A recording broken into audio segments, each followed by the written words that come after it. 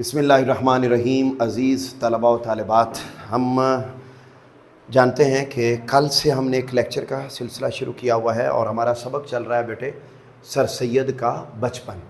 कल के लेक्चर में हमने आधा सबक पढ़ लिया था और तकरीबन 6-7 बातें हमने इस सबक की पढ़ ली थी। कौन कौन सी पढ़ ली थी? हमने पहले पैराग्राफ में उनके बारे में क्या पढ़ा था? शाबाश। हमने उनकी विलादत का तज़करा पहले पैराग्राफ में पढ़ा कि वो 6 साल के बाद पैदा हुए थे वगैरह।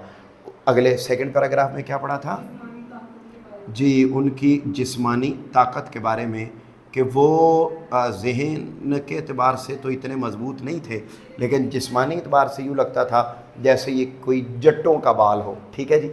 और तीसरा पॉइंट हमने क्या पढ़ा था?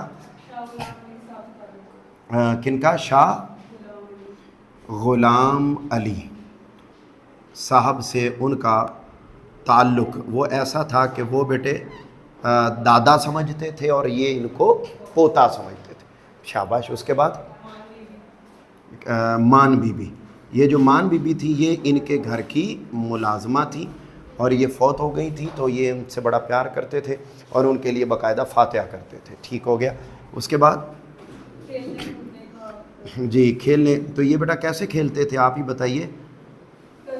हाँ शाबाश, बाहर नहीं खेलते थे और कज़न्स के साथ खेलते थे। फिर हमने अगले पैराग्राफ में कौन सी बात पढ़ी थी? हाँ जी, इन्हें बाहर जो है वो तन्हा जाने की इजाज़त नहीं थी। शाबाश। और अगर नानों के घर भी जाना होता था तो रोड क्रॉस करके तो बंदा साथ जाता था। और आखिरी बात हमने क्या पढ़ी थी? हाँ जी, बहुत ज़्यादा हाँ शोख मिजाज थे और शोखी भी करते थे।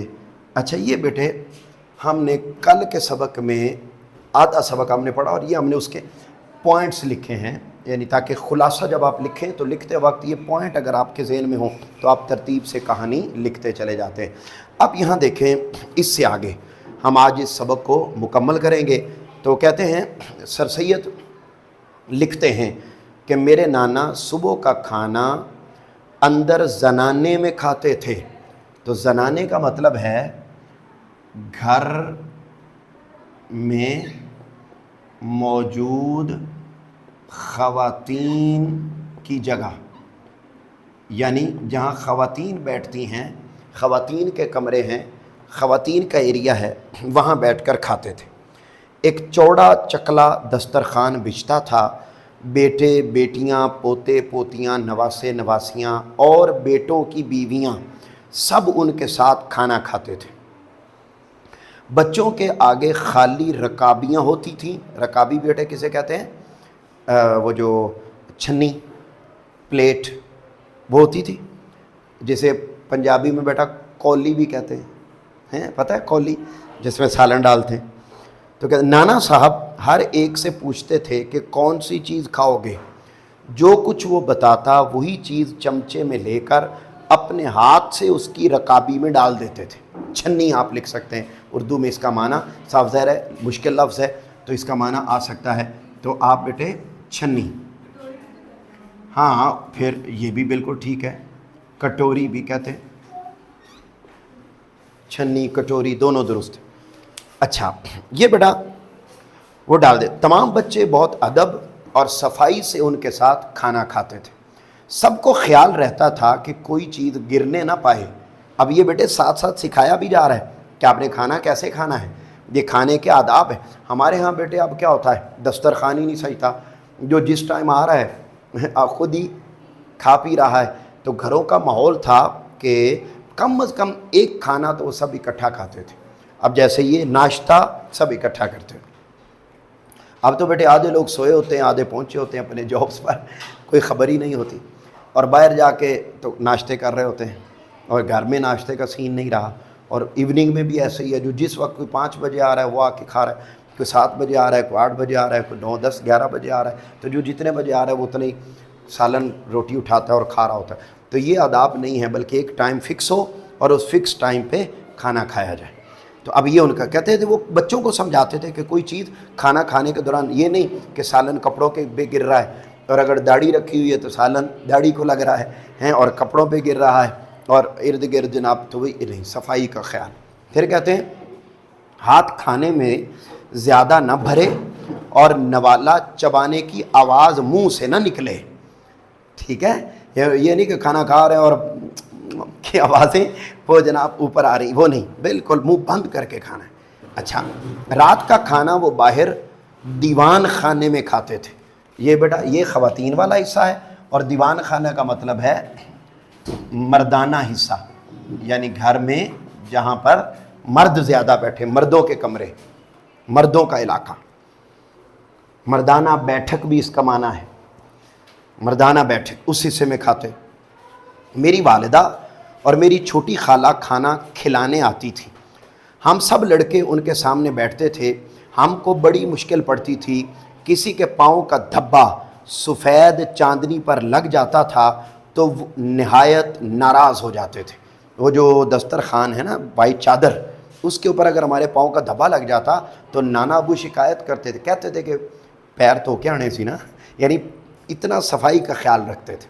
ہمارے ہاں تو بیٹے ایسے ایسے گھر ہوتے ہیں، اللہ پاک معاف فرمائے، آپ گھروں میں چلے جائیں تو بچے ننگے پاؤں ہوتے ہیں اور جناب دھڑام بیڈ کے اوپر، اور بیڈ شیٹ گندی اسی کے اوپر ہی سو رہے ہوتے ہیں لوگ۔ تو صفائی ستھرائی کا کوئی کلچر، کوئی نظام نہیں ہوتا۔ پھر کہتے ہیں آگے، ناراض ہو جاتے۔ روشنائی وغیرہ کا دھبا، روشنائی بیٹے اینک وغیرہ، اچھا، کا دھبا کسی کے کپڑے پر ہوتا تو اس سے بھی ناخوش ہوتے تھے کہ لکھنا ہے تو پیج گندا ہونا چاہیے نا، کپڑے کیوں گندے ہو رہے ہیں، سیاہی ساری اس کے اوپر کیوں ڈال لی ہے۔ پھر کہتے تھے شام کو چراغ جلنے کے بعد ان کے پوتے اور نواسے جو مکتب میں پڑھتے تھے اور جن میں سے ایک میں بھی تھا، ان کو سبق سنانے جاتے تھے۔ بیٹے مکتب کون سی جگہ ہوتی ہے؟ وہ سکول جو مسجد میں قائم ہو۔ کیا؟ وہ سکول جو مسجد میں قائم ہو، وہ سکول جو مسجد میں قائم ہو اسے مکتب کہتے ہیں۔ اچھا، اب بیٹے پھر کیا کہتے ہیں؟ وہ اس میں بھی تھا، ہم بھی سبق سنانے جاتے۔ یہ ساری بات بیٹے کن کی ہو رہی ہے؟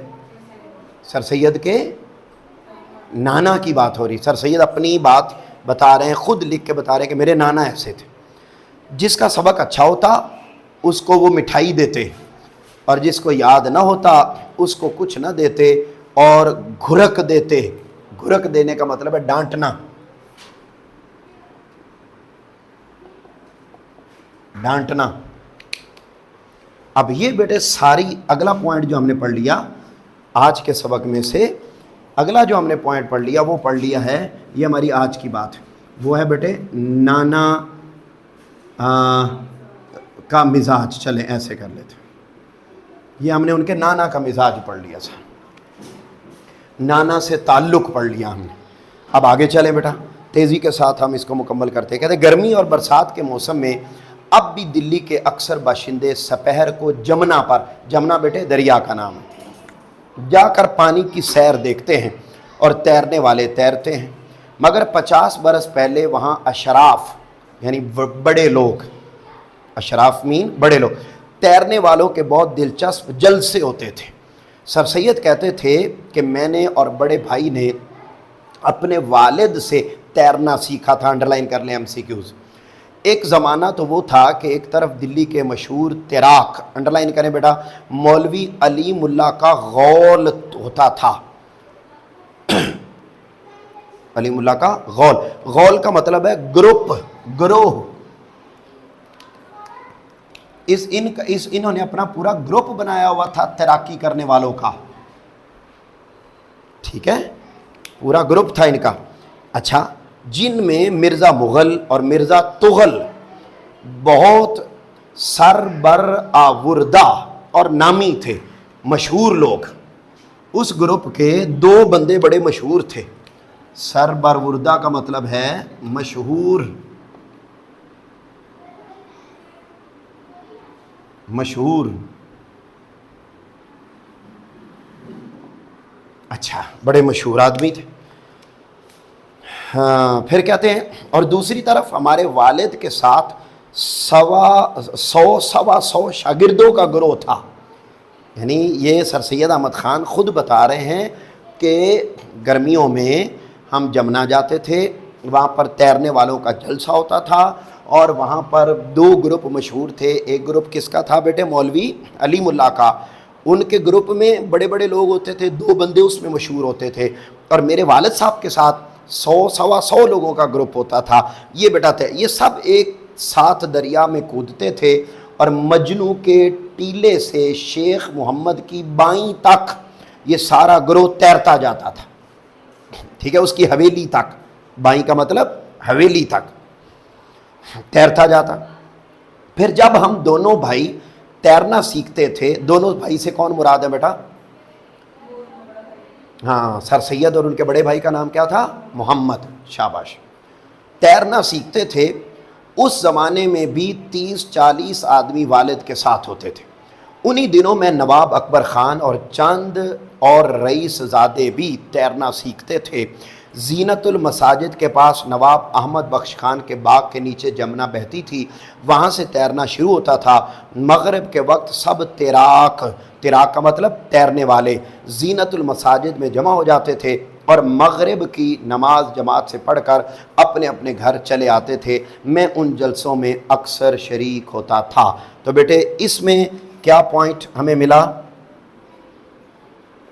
تیراکی سیکھنا۔ سر سید احمد خان نے تیراکی سیکھی تھی، کس زمانے میں سیکھی تھی وہ سارا تعارف بھی اس میں آ جائے گا، اور انہوں نے بھی سیکھی تھی اپنے ابا جان سے۔ اگلا بیٹے پیراگراف، اب اگلے پیراگراف میں بیٹے تیر اندازی کی بات ہوگی۔ ان کو تیر اندازی بھی آتی تھی۔ تیر اندازی کی صحبتیں بھی سر سید کے ماموں، انڈرلائن کرے بیٹا، نواب زین العابدین خان کے مکان پر ہوتی تھیں۔ وہ کہتے تھے کہ مجھے اپنے ماموں اور والد کے شوق کا وہ زمانہ جب کہ نہایت دھوم دھام سے تیر اندازی ہوتی تھی یاد نہیں، مگر جب دوبارہ تیر اندازی کا چرچا ہوا وہ بخوبی یاد ہے۔ اس زمانے میں دریا کا جانا موقوف ہو گیا تھا۔ بیٹے موقوف کا مطلب ہے رک جانا، ختم ہو جانا، ختم ہونا، یعنی ان دنوں میں جو دریا تھا وہ بہتا رہتا تھا، وہ رکنا ختم ہو گیا تھا۔ اچھا، ظہر کی نماز کے بعد تیر اندازی شروع ہوتی تھی۔ نواب فتح اللہ بیگ خان، نواب سید عظمت اللہ خان، نواب ابراہیم علی خان اور چند شاہزادے اور رئیس اور شوقین اس جلسہ میں شریک ہوتے تھے۔ کون سے والے جلسے میں؟ تیر اندازی والے شاباش۔ نواب شمس الدین خان رئیس فیروز پور جھرکا جب دلی میں ہوتے تھے تو وہ بھی آتے تھے۔ میں نے بھی اسی زمانے میں تیر اندازی سیکھی اور مجھ کو خاصی مشق ہو گئی۔ مشق کا مطلب مہارت، مجھ کو خاصی مہارت ہو گئی تھی۔ مجھے خوب یاد ہے کہ ایک دفعہ میرا نشانہ جو تودے میں نہایت صفائی اور خوبی سے جا کر بیٹھا تو والد صاحب بہت خوش ہوئے اور کہا کہ مچھلی کے جائے کو کون تیرنا سکھائے۔ یہ جلسہ برسوں تک رہا، پھر موقوف ہو گیا، پھر ختم ہو گیا۔ یعنی ایک دفعہ میں نے تیر لگایا، نشانے پر جا کے لگا تو والد صاحب اتنا خوش ہوئے کہ انہوں نے ایک اگزامپل دی کہ مچھلی کے بچے کو تیرنا کون سکھاتا ہے؟ وہ بھی تو خود ہی تیرتی ہے نا، ٹھیک ہے، اس کا بچہ خود ہی تیرنا سیکھ جاتا ہے۔ تو ماشاءاللہ میرا پتر سر سید وہ بھی خود ہی تیرنا سیکھ گیا ہے۔ یہ بیٹے ہو گئی کس کی بات؟ شاباش۔ اب اگلی بات تیر اندازی کی بات ہو گئی۔ تو یہ بیٹا کی پوائنٹس ہیں۔ اچھا اگلا بیٹے دیکھیں پھر کیا تھے؟ اہل اللہ، اہل اللہ بیٹے کہتے ہیں اللہ والے۔ مقدس کا مطلب ہے نیک سیرت، اللہ والے اور نیک سیرت۔ اہل اللہ اور مقدس لوگوں کی عظمت کا خیال بچپن سے سر سید کے دل میں بٹھایا گیا تھا۔ وہ اپنے والد کے ساتھ اکثر شاہ غلام علی کی خدمت میں جاتے تھے اور شاہ صاحب سے ان کی عقیدت کا رنگ اپنی آنکھ سے دیکھتے تھے۔ وہ کہتے تھے کہ مرزا صاحب کے عرس میں شاہ صاحب 1 روپیہ ان کے مزار پر چڑھایا کرتے تھے اور اس روپیہ کے لینے کا حق میرے والد کے سوا کسی اور کو نہ تھا۔ ایک دفعہ عرس کی تاریخ سے کچھ پہلے ایک مرید نے شاہ صاحب سے اجازت لے لی کہ اب کی بار نظر کا روپیہ مجھے عنایت ہو۔ میرے والد کو بھی خبر ہو گئی کہ وہ جو ہر سال روپیہ شاہ صاحب مجھے دیتے ہیں آج کسی اور بندے نے کہا ہے کہ مجھے دیجیے گا۔ تو جب شاہ صاحب نے روپیہ چڑھانے کا ارادہ کیا تو والد نے عرض کی کہ حضرت میرے اور میری اولاد کے جیتے جی آپ نظر کا روپیہ لینے کی اوروں کو اجازت دیتے ہیں؟ شاہ صاحب نے فرمایا نہیں نہیں، تمہارے سوا کوئی نہیں لے سکتا۔ میں اس وقت صغیر سن تھا۔ صغیر سن کا مطلب ہے چھوٹی عمر۔ اس وقت میری عمر بڑی چھوٹی تھی، چھوٹی عمر میں تھا۔ جب شاہ صاحب نے روپیہ چڑھایا والد نے مجھ سے کہا جاؤ روپیہ اٹھا لو، میں نے آگے بڑھ کر روپیہ اٹھا لیا۔ تو یہ بیٹے اس میں آپ بنا لیں گے نظر کا روپیہ، وہ شاہ صاحب کے مزار پر وہ ان کو تحفے کے طور پر ملتا تھا۔ اس کے بعد بیٹے دلی سے 7 کوس مغل پور، کوس کا مطلب فاصلہ، مغل پور ایک جاٹوں کا گاؤں ہے، وہاں سر سید کے والد کی کچھ ملک کا مطلب جائیداد،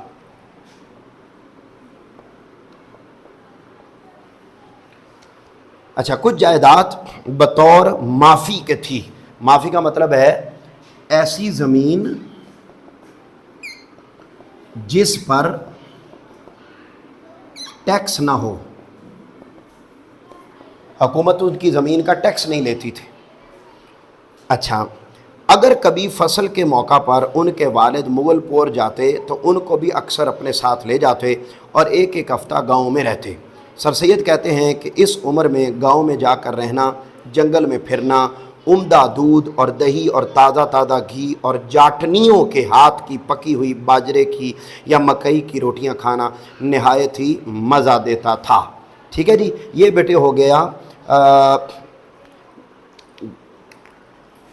گاؤں کا منظر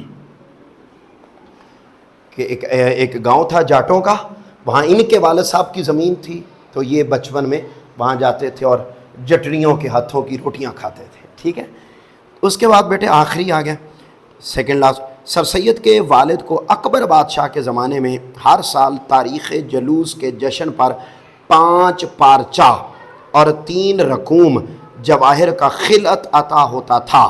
بیٹے یہ 5 پارچہ کیا ہے؟ یہ اب آپ ذرا دیکھ لیں، یہ بیٹے 5 کپڑوں پر مشتمل لباس۔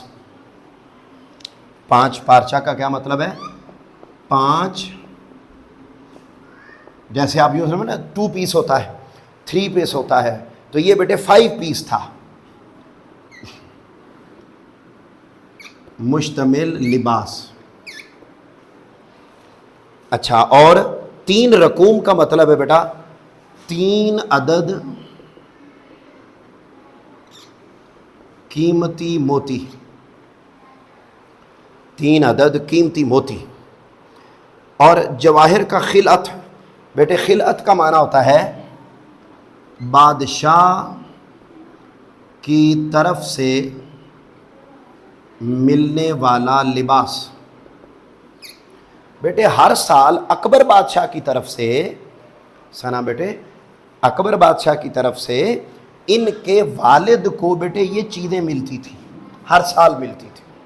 ٹھیک ہو گیا؟ اچھا ایک دفعہ کیا ہوا کہتے ہیں، مگر اخیر میں جیسا کہ اوپر ذکر کیا گیا انہوں نے دربار کا جانا کم کر دیا تھا اور اپنا خلعت سر سید کو باوجود یہ کہ ان کی عمر کم تھی دلوانا شروع کر دیا۔ یعنی چھوٹیوں ان کے والد نے جانا چھوڑ دیا اور پھر وہ جو یہ خلعت تھی اور یہ جو سب کچھ ہے یہ پھر سر سید احمد خان کے والد نے اپنی جگہ پہ ان کو بھیجنا شروع کر دیا کہ تم جا کے اکبر بادشاہ سے پہن آیا کرو۔ اچھا سر سید کہتے ہیں کہ ایک بار خلعت ملنے کی تاریخ پر ایسا اتفاق ہوا کہ والد بہت سویرے اٹھ کر قلعہ چلے گئے اور میں بہت دن چڑھے اٹھا، میں سویا رہا، لیٹ اٹھا، ہر چند بہت جلد گھوڑے پر سوار ہو کر وہاں پہنچا مگر پھر بھی دیر ہو گئی۔ جب لال پردہ کے قریب پہنچا تو قاعدہ کے مطابق اول دربار میں جا کر آداب بجا لانے کا وقت بھی نہیں رہا تھا۔ داروغہ نے کہا، نگران، داروغہ مطلب نگران نے کہا کہ بس اب خلعت پہن کر ایک ہی دفعہ دربار میں جانا۔ جب خلعت پہن کر میں نے دربار میں جانا چاہا تو دربار برخاست ہو چکا تھا، ختم ہو چکا تھا۔ یعنی بادشاہ نے جو دربار لگایا ہوتا ہے جس میں وہ خلعت پہنائی جاتی ہے اور قیمتی موتی دیے جاتے ہیں، وہ دربار بادشاہ کا ختم ہو چکا تھا، اور بادشاہ تخت پر سے اٹھ کر ہوادار پر سوار ہو چکا تھا۔ بیٹے ہوادار کا مطلب ہے بغیر چھت کے سواری، بغیر چھت کے سواری۔ اس وقت بیٹے گھوڑوں پر بیٹھتے تھے، ہاتھیوں پر بیٹھتے تھے، تو ہاتھیوں یا گھوڑوں یا اونٹوں کے اوپر بیٹے جو رکھی جاتی تھی نا سیٹ، وہ دو طرح کی ہوتی تھی، ایک وہ ہوتی تھی جس کے اوپر چھت بھی ہوتی تھی، اور ایک وہ سیٹ ہوتی تھی جس کے اوپر چھت نہیں ہوتی تھی، تو یہ وہ خالی۔ بادشاہ نے مجھے دیکھ کر والد سے جو اس وقت ہوادار کے پاس ہی کھڑے تھے پوچھا کہ یہ تمہارا بیٹا ہے؟ تو والد نے کہا حضور کا خانہ زاد، جی آپ ہی کا غلام ہے۔ بادشاہ چپ کے ہو رہے، یعنی چپ ہو گئے سن کر۔ لوگوں نے جانا کہ بس اب محل میں چلے جائیں گے، مگر بادشاہ تسبیح خانہ میں پہنچے تو وہاں ٹھہر گئے۔ تسبیح خانہ میں بھی ایک چبوترا بنا ہوا تھا جہاں کبھی کبھی دربار کیا کرتے تھے۔ اس چبوترے پر بیٹھ گئے، کون؟ بادشاہ بیٹھ گئے، اور جواہر خانے کے داروغہ کو کشتی جواہر حاضر کرنے کا حکم دیا۔ یہ بیٹا کشتی جواہر کا مطلب ہے موتیوں کا ٹرے، موتیوں کا ٹرے۔ تو گھر جانے کی بجائے یہ اس تسبیح خانہ کے چبوترے کے پاس بیٹھ گیا بادشاہ، اور اسپیشلی بلایا کہ جاؤ وہ لے کر آؤ، موتیوں والا ٹرے لے کر آؤ۔